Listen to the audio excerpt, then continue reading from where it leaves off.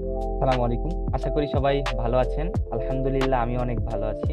আজকে আমরা ইংরেজি শেখার কিছু গুরুত্বপূর্ণ বিষয় নিয়ে আলোচনা করব, যেগুলো অনুসরণ করলে আমরা ইংরেজিটা খুব ভালোভাবে শিখতে পারবো এবং আমাদের স্পিকিং স্কিলও উন্নত হবে। আমরা সবাই জানি যে ইংরেজি হলো আন্তর্জাতিক ভাষা, ইন্টারন্যাশনাল ল্যাঙ্গুয়েজ, যেটির চাহিদা আগে যতটুকু ছিল এখন তার চেয়ে অনেক বেড়ে গেছে, এমনকি ভবিষ্যতে আরো অনেক বাড়বে। আমরা সবাই চাই ইংরেজিতে কথা বলতে, কিন্তু আমাদের মধ্যে একটি ভয় কাজ করে যে আমরা ছোটবেলা থেকে ইংরেজি পারি না বা ইংরেজি শেখা অনেক কঠিন। এই কারণে আমরা নিজেকেই বিশ্বাস করতে পারি না যে আমি ইংরেজি শিখতে পারবো কিনা। মূলত ইংলিশটা শিখতে গেলে সবচেয়ে গুরুত্বপূর্ণ বিষয় হলো নিজের ওপরে বিশ্বাস রাখা।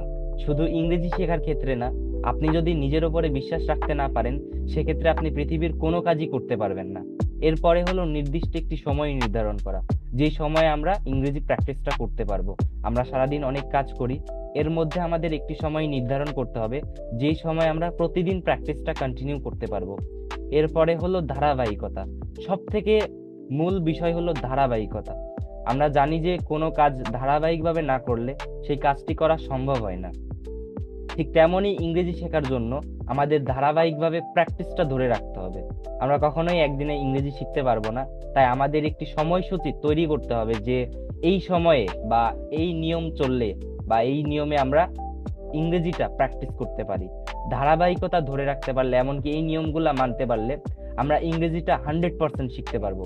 তো সবাই অনেক ভালো থাকেন। পরবর্তী কোনো একটি ভিডিওতে দেখা হবে ইনশাল্লাহ। আল্লাহ হাফেজ। আসসালামু আলাইকুম।